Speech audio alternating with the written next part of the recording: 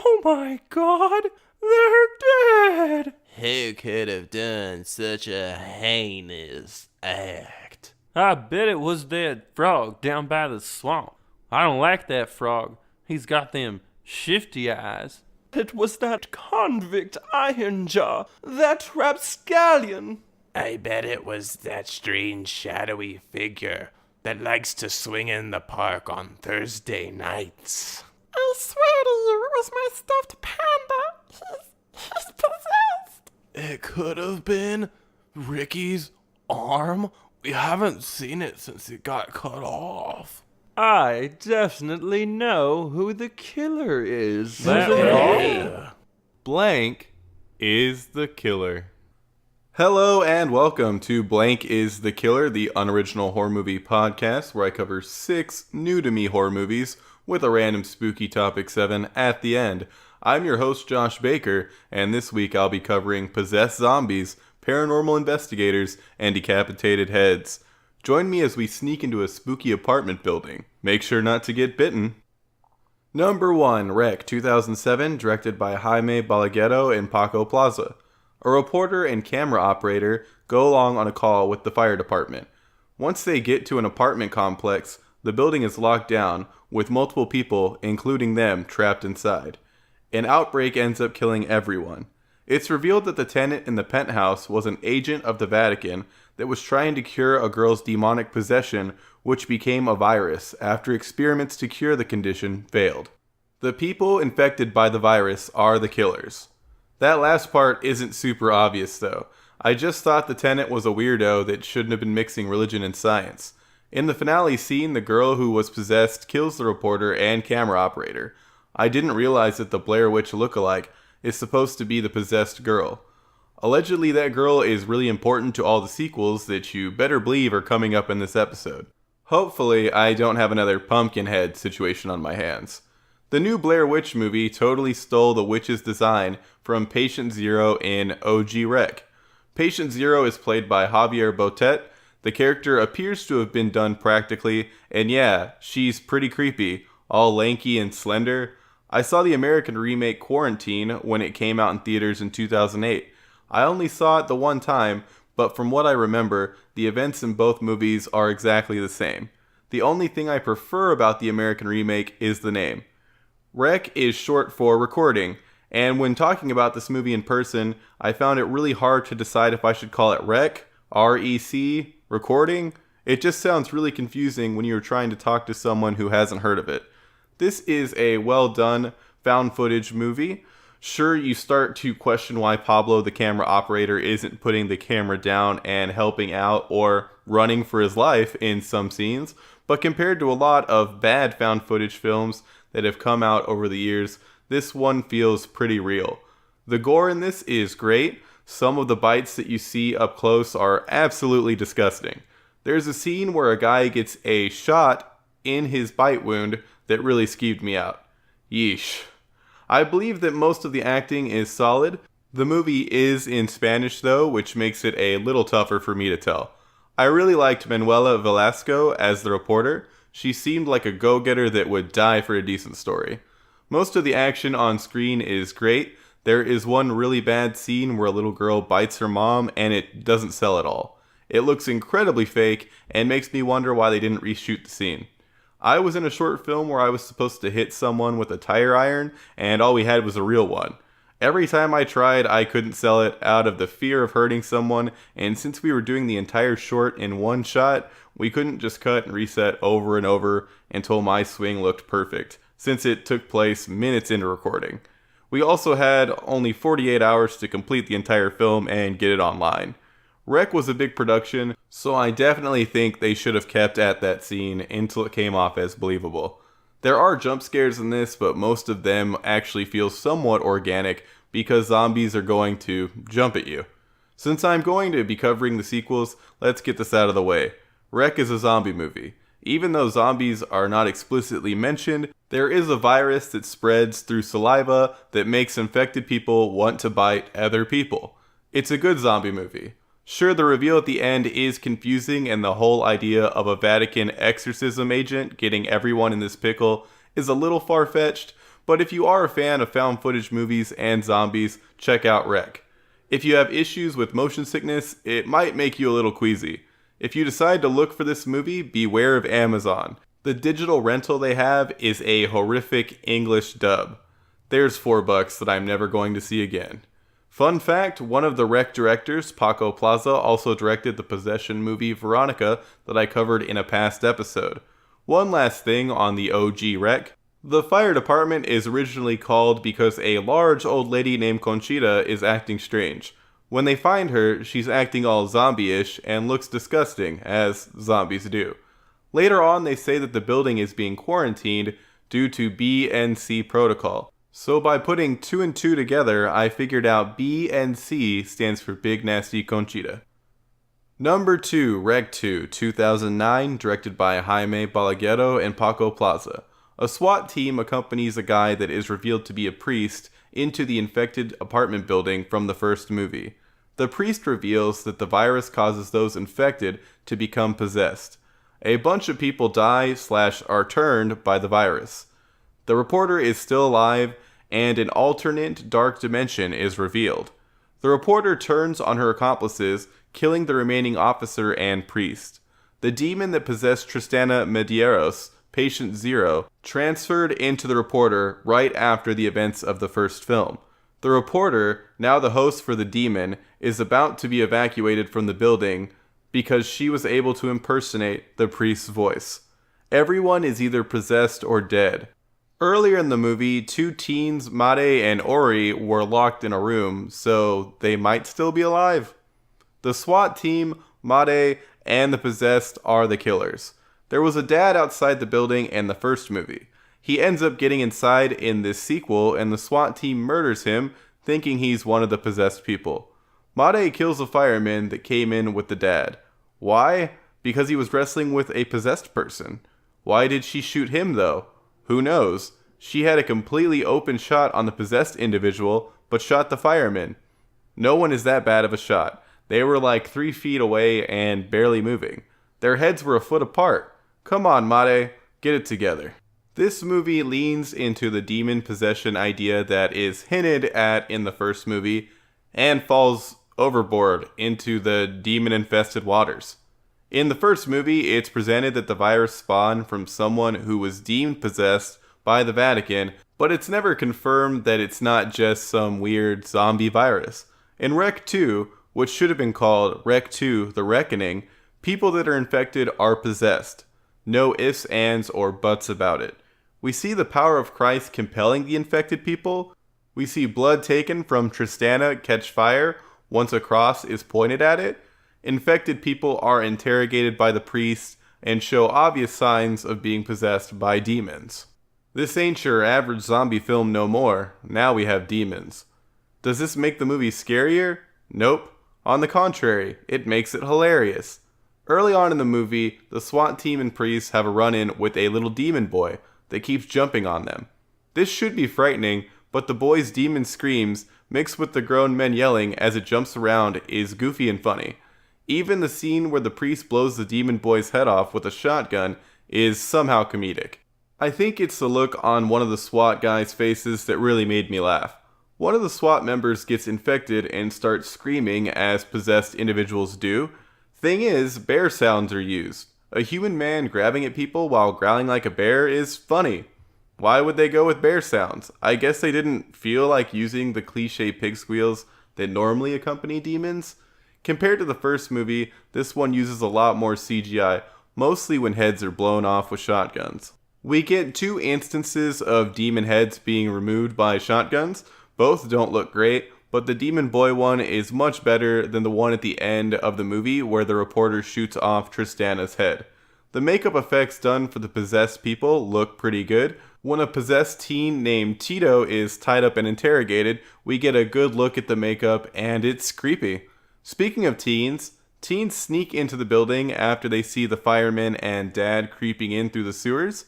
The teens are hella dumb and annoying. They do end up paying off though. There's a scene where an infected mom from the last movie jumps the teens, so one of the teens lights a firework and shoves it in her mouth. She is pushed around the hallway by the force of the firework until it goes off and puts her down for good. It's by far one of the most ridiculous demon/zombie kills I have ever seen.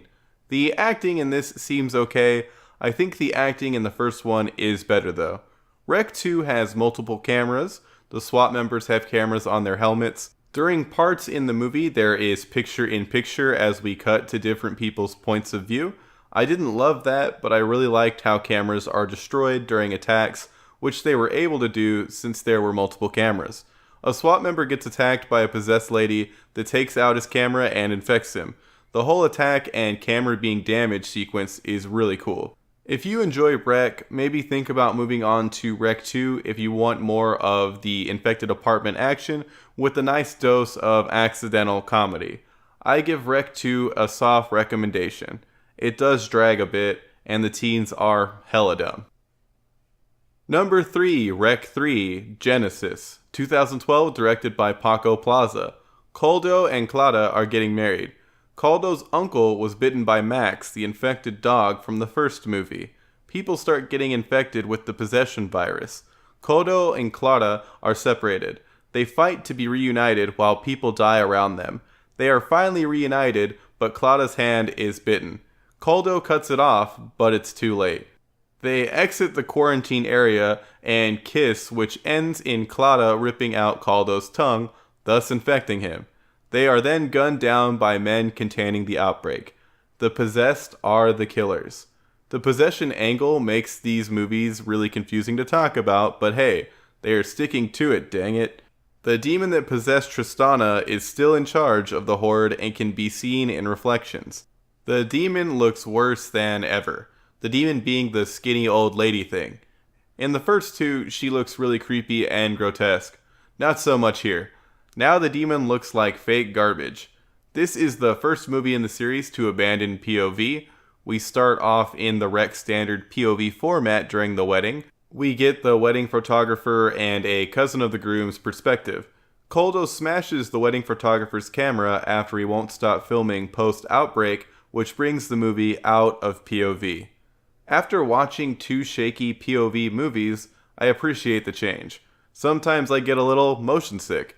POV isn't the only thing Rec 3 abandons. This movie is no longer trying to be a straight-up horror movie. It's now a horror comedy. There's a guy in a knockoff SpongeBob SquarePants costume named Sponge John, if you need obvious proof that this movie is a comedy now. Animal sounds are also used even more for growls of the possessed. There are a ton of goofy scenarios and just over-the-top action throughout. Caldo dons knight armor, a shield, and a mace when he begins his journey to rescue Clara. Clara ends up being the real badass of the couple. She uses mostly hand-to-hand combat to lay the beat down on possessed attackers, but she also gets friendly with some infected with the help of a chainsaw. The cover of the movie is Clara with a chainsaw, so I knew a chainsaw massacre was coming eventually. The chainsaw scenes are great. Clara chainsaws a face in half. The saw gets stuck, which makes her have to improvise with some sweet punches and kicks until she gets the motorized death machine free. She then pushes it through a zombie. I'm just going to say zombie for simplicity's sake from now on. She pushes the chainsaw into the zombie's stomach, and after realizing all this did was make her get up close and personal with a still grabby zombie, she starts sawing the fiend in half upwards through its head. Now, Caldo does get some decent kills himself, but he doesn't carry himself like a complete badass as Clara does. Caldo bashes a zombie's head in with a mace and also takes out his uncle, who got them all into this mess with a rotary tool, which he uses to drill into Tio's face. The visual effects in Rec 3, besides the ones used for Demon Tristana, are where the movie shines. The practical gore is a ton of fun. CGI is used lightly to complement the practical effects. The makeup for the infected is great and can be seen a lot better in this one due to the move away from POV and just an increase in lighting all around. The movie does drag in parts, but overall it's a good time. I feel this is the best direction the series could have gone in. Another POV movie in the same vein of the first two would have been way too stale. The horror comedy take is smart and the reason why I recommend checking out Rec 3. Number 4, Rec 4, Apocalypse, 2014, directed by Jaume Balagueró. The reporter, Angela, is rescued from the apartment building by a guy named Guzman. They are now on a boat with some other survivors. Some scientists on board are trying to create a cure. They infect a monkey to test their cure, but someone lets the monkey escape, which leads to a ton of people getting infected. It's revealed that the demon transferred into Guzman when he rescued Angela. One of the scientists hits a button that starts a timer. Once the timer reaches 0, the boat will explode. Angela and another guy named Nick take down Guzman before he can transfer the demon parasite back into Angela. They get on a lifeboat and take off right before the boat explodes. The demon parasite is shown to be alive in the water. It's swallowed by a barracuda. Angela and Nick are then shown in a taxi on land. The possessed people are the killers. If you kill someone that you already know has been bitten, you aren't a killer. It has to be done. I expected Rec 4 to be a lot worse than it is. It's actually a decent time. It's not great, but compared to the 4th installment of Pumpkinhead, Rec 4 is a masterpiece. The POV has been thrown out the window once again. In this movie, the only camera shots you get that are similar to the first two are from security cameras, and luckily they didn't decide to add sounds to the security camera footage like they did in Rec 3. The location for Rec 4 is interesting. If a terrible virus outbreak happens, why not try to have a big quarantine on a boat in order to hopefully stop the spread once and for all? Like the third movie, the visual makeup effects for the possessed zombies are stellar. We get gross, bulging boils and lots of blood drooling. Not all the visual effects in Rec 4 are good though. Pet warning! There are some terrible CGI monkeys in this movie that get killed hilariously when they run into a boat propeller that's shoved up into an air vent. All the monkeys look terrible, so I don't think their deaths will make anyone sad. A practical puppet was made for the monkey that was purposely infected, and when the actual puppet is used, it doesn't look that bad. Like in the first movie I ever covered on this podcast, The Mutilator, a boat propeller is carried around as a weapon. Not only monkeys are shredded with the propeller in Rec 4, some zombies also take the spinning blades to the face and body. It's pretty ridiculous, but I always enjoy when this particular device is used as a weapon in horror movies. There are a lot of guns in Rec 4, and all the sounds associated with them are the most basic, stock gun sounds. The gunshots also create terrible CGI bullet wounds with awful CGI blood splatter. Guzman is played by a guy that looks like the Spanish version of Jean-Claude Van Damme. His performance is fine. Everyone's acting in this movie is good enough. The same actor who has played the reporter Angela throughout the series reprises her role. I think she does a decent enough job. The fact that she was no longer the host for Demon Tristana throughout the movie was confusing given the ending of Rec 2. I get that the demon was transferred into Guzman, but I think it would have been cooler if she just stayed the demon.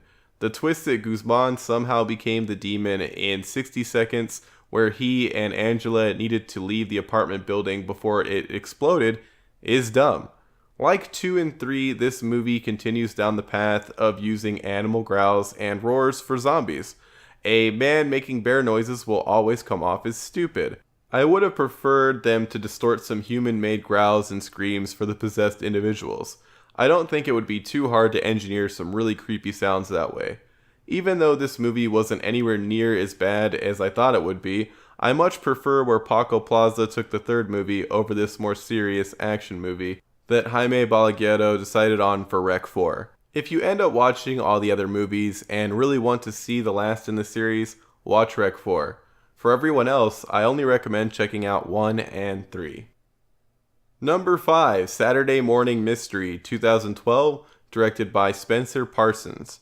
A gang of paranormal investigators, Nancy, Gwen, Chad, Floyd, and their dog Hamlet, check out a supposedly haunted house. Once inside, eerie things begin to happen. Eventually, the gang spots a strange feral kid and chase him. Chad catches the kid, who is saved by his axe-wielding feral dad, who cuts off Chad's head. The rest of the group try to escape. Floyd is also killed by the feral dad. A police officer friend shows up. He gets Nancy and Gwen to safety, but is captured by feral dad. Nancy and Gwen go back to save him. It's revealed the kids of the original homeowners, the Kaisers, who were thought to be dead, survived by hiding in the basement. Gwen is killed by feral dad, who's revealed to be Frankie Kaiser. Nancy kills him and escapes with the officer. Nancy is attacked by feral mom, Mona Kaiser, and bests her too. The movie ends with Nancy and the officer sitting in a car and cuts to credits right after the feral kid jumps on the car and starts bashing the windshield. The feral Kaisers are the killers. We see Frankie kill multiple people. Mona probably helped with some past kills, and pet warning, their feral kid kills Hamlet. Hamlet's death is off screen, but you do see the feral kid eating him. Don't worry though, this movie is abysmal, so you won't have to make yourself susceptible to witnessing the dog death or any other parts of this garbage film. Let me get what this movie does well out of the way real quick. The practical gore is done well. Chad sucks, so when he gets his head cut off, it's a great moment. Gwen is cut in half and it looks good even though she shouldn't be alive long enough to goad Nancy into mercy killing her. I don't think you can survive being cut in half, especially with that amount of blood loss. If Gwen had been crushed, maybe. It appears the guy that was crushed in half actually lived. Go figure. Anyway, the practical gore is the only plus when it comes to this movie. The acting is all over the place. Speaking of all over the place, the sound design in this is horrendous. Subtitles are an absolute must. It's impossible to make out what characters are saying at times by sound alone. I tried turning up the volume, but that didn't help with hearing the dialogue. No one balanced the audio levels for the cast. Some characters are loud, while others are inaudible. Allegedly, there is creepy singing in parts of the movie, which I would not have known about if it wasn't for the subtitles filling me in. The music in this is also terrible. The events of the film are supposed to be set in 1994, but nothing really makes you feel that it's the 90s. The music that is played by a character in the movie is cheesy 80s electronic, and the score for the film is uninspired generic crap. This is supposed to be a comedy, but nothing funny happens throughout its entire runtime. I feel like some color would have helped the film. Everything looks so washed out and lackluster. The movie fails so hard at being an homage to Scooby-Doo, which it even name drops. None of the terrible homage attempts capture any of the actual Scooby-Doo charm.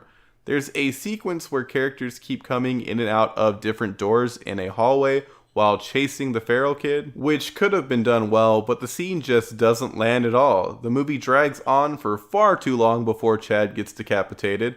The characters are awful and boring. Chad is awful, but with a name like that, I expected him to be. Chad and Gwen have a long, very nude sex scene. Really, you two? This is the movie you decided to go nude for? Late night Cinemax movies are better written than this. I'm honestly amazed at how bad this movie is. You can do so much with the concept of Scooby-Doo for an adult audience. I'm honestly surprised that there isn't a good adult homage to Scooby-Doo. I tried to read a book called Meddling Kids by Edgar Cantero that was also supposed to capture adult Scooby-Doo, but that was awful and trash-tastic. I could not get past the bloated writing. Edgar overly describes the most simple things. Here's an excerpt about a beat-up dude in a psychiatric hospital. His old bandaged fingers ached under fresh contusions. Bruises sprawled throughout his slender chest and arms like industrial developments in 19th century Britain. Edgar, what are you talking about? Every other sentence in that book is written in that manner. Stay far away from Saturday Morning Mystery and Meddling Kids. Both are bad. Watch any actual Scooby-Doo content instead. Sooner or later, I plan on having a whole Scooby-Doo extravaganza episode. Sure, I'll be cheating a little since I'll be talking about a lot of stuff I've already seen, but I promise it'll be fun if it actually happens. Number 6, Night School, 1981, directed by Ken Hughes. Detective Austin is investigating a serial killer that is decapitating co-eds. His investigation leads to Professor Vincent. Austin finds out that Vincent had an affair with one of the victims. He's currently in a relationship with a girl named Eleanor. More girls are decapitated. It's revealed that Eleanor, who is pregnant with Vincent's baby, decapitated all the girls he had affairs with and some other girls that were getting in the way because she loves him. The house they are in is surrounded by police. Vincent adorns Eleanor's entire killer getup and rides off on the motorcycle Eleanor was seen escaping the crime scene on. Police chase him, causing him to crash and die. The murders are pinned on Vincent. Eleanor gets away, but Austin appears to know she did it. Eleanor is the killer. The killer wears a bunch of motorcycle gear throughout the movie, which is supposed to keep you guessing throughout. I was pretty sure Eleanor was the killer as soon as I saw her react to Professor Vincent being called out about an affair. This is one of the rare movies where a woman is the killer. Kudos for that, Night School. Not many horror movies have a woman as the killer. This movie has early 80s written all over it, from the electronic score to the fashion choices and hair. Almost all of the blood present in the movie is bright red. Even though a big theme throughout the movie is decapitation, there isn't a lot of on-screen gore. You get to see a head here and there, but most of the time you barely see much of said heads. There's a scene where a head is dropped into a tank in an aquarium where you get a good look at it as it falls and bonks a sea turtle on the head. Yeah, a decapitated head hits a sea turtle on the head in this movie. The sea turtle then starts to munch on the tasty human snack. Out of the many discovered heads in this movie, I'd say the best by far is the one that is left in a toilet. A girl wakes up and walks to the bathroom where she sees blood and hair coming out of a toilet bowl. It's a very disturbing visual and the one part of the movie that actually filled me with any sense of dread. I mean, I knew 100% that there was a head in there since the owner was the second to last kill, but just the way it looks in the toilet creeped me out. This is the only scene where the blood actually looks realistic, which is probably why it grossed me out more than anything else in the movie. None of the decapitations are actually shown on screen. There is one sequence where the killer swings their decapitation knife at a waitress in slow motion, where the shot goes back and forth from a shot of the swing and another shot of the waitress screaming. Every time they go back to the other shot, the timing looks off. It's hilarious. Even though this is shown, you don't actually see her head leave its shoulders. There are a bunch of slash wounds in Night School, which means there is a bunch of fake-looking bright red blood splashed on victims as they try to escape Eleanor's wrath.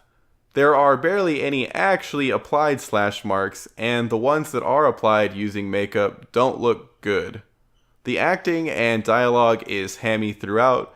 The movie ends with Austin's partner popping up in the back seat of a car in the killer's outfit and pretending to strangle Austin before revealing it's just a prank, bro, which exemplifies how the tone of the movie is all over the place. There's also a weird sex scene where the professor rubs some strange red substance all over Eleanor while they are naked in the shower, which comes out of nowhere. Even though the movie is cheeseball to the max, there is some enjoyment to be had. I say give Night School a watch if you are looking for a super corny whodunit early 80s slasher. The director wrote Chitty Chitty Bang Bang. One more fun thing. There is a stuffed panda on a playground merry-go-round that is heavily featured before and after the first kill in the movie. I really wanted the panda to be the killer, since a stuffed panda is possibly the killer in the intro to this podcast. Alas, the little furball didn't do it. Number 7, Kookie, 2016, directed by Justin Harding. A girl named Bree won't stop eating cookies, so her mom gets a creepy clown head cookie jar. Bree has a nightmare where the clown comes to life. She destroys the cookie jar. 2 weeks later, Bree is shown painting her dolls and other things to have clown faces. She's friends with the clown now, who may or may not be real. There is no killer. Unless you consider putting a ceramic head in a bag and smashing it on the ground multiple times to be murder. The sounds that are used during the smashing of the head are ghastly, but that's because they're bad and don't match what's on screen at all. This is another short film, and honestly, I'm starting to get tired of horror shorts. At least the ones I've been seeing are very formulaic. Monster is built up, then monster either grabs someone or is shown at the very end accompanied with a loud noise. This short is about twice the length of a normal horror short, so it does both things. The girl is grabbed by the clown in her dream. The clown is shown under the covers during the actual ending. Is it well made? Yeah. Is it well acted? For short, sure. Is it original? Not in the least. I guess the concept of a cookie jar being soul-bound to a sentient clown body is newish, but the entire structure and beats of the short are so incredibly generic. If you want your kid to stop eating so many cookies, why don't you stop making so many dang cookies? I think I'd try that before putting the crumbly good snacks into a decapitated clown head jar. Either make less or hide the jar. The original jar is this cute little teddy bear that I became attached to. When he was taken away and replaced by the clown, I was heartbroken. Picture an adorable bear cookie jar. Now think about the Sarah McLachlan song Angel. Actually, no. Think of her song I Will Remember You. Perfect. Why are her songs so sad? Huh? Oh yeah, I'm talking about Kookie. Well, shoot. I don't really have much more to say about it. It's a short full of uninspired beats, a dream fake out, and obvious ending. If you get caught by the evil cookie clown in the dream, you get caught by the evil cookie clown for real. If you're super bored, look up Kookie. Or, do anything else. That'll do it for episode 22 of Blank is the Killer. I hope you had fun listening about the entire Wreck franchise. I recently noticed that episode 1 of the podcast is missing on iTunes and podcast apps. I am looking into it and will hopefully figure out what's going on soon. If you happen to know how to fix this issue, let me know. As always, a big shout out to Sticker Fridge for hosting the podcast on their website. There is a new podcast on the network called Domcast that has a ton of interesting stories for you to listen to. Director's Showdown is also back. This time the boys are debating whether Tarantino or Paul Thomas Anderson is the better director. Check out all the podcasts on the Sticker Fridge network. If you liked what you heard from me, why not rate Blank is the Killer on iTunes? I'll creep back onto your podcast apps on July 15th. Now, if you'll excuse me, I have to write a decent homage to Scooby-Doo for adult audiences.